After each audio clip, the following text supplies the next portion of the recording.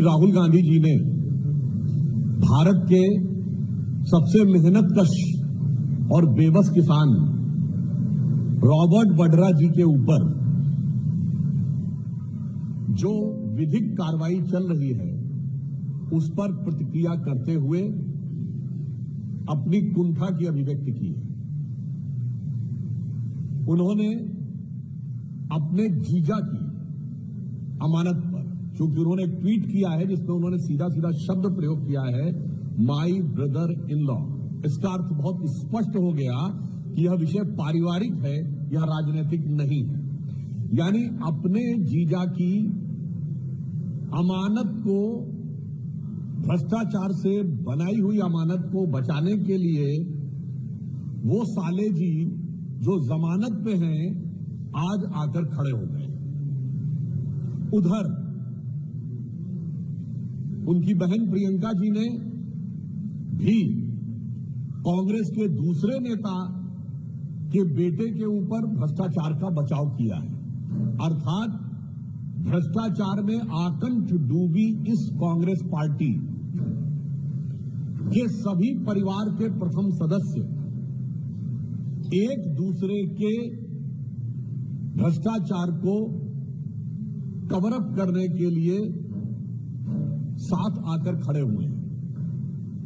इससे एक बात बहुत स्पष्ट हो जाती है कि कांग्रेस की इस राजनीति का आधार क्या है।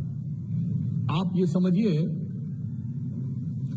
भाई राहुल लोकसभा में, माता सोनिया राज्यसभा में, फिर बहन प्रियंका लोकसभा में और सारी जमीन जीजा रॉबर्ट वड्रा के पास, परिवार के पास सारी सत्ता और ताकत हो जाए पूरी, इसलिए समाज में हर मुद्दे पर बंटवारा करना है जरूरी।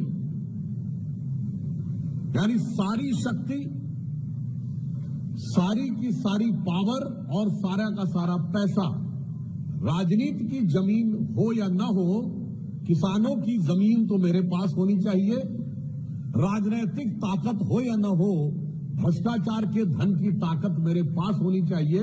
और इसके लिए भारत के समाज को अगर क्षेत्र में बांटना है, उत्तर दक्षिण में, तो वो बांटना जरूरी है, भाषा में बांटना है तो वो बांटना जरूरी है, और जातियों में बांटना है तो वो बांटना जरूरी है।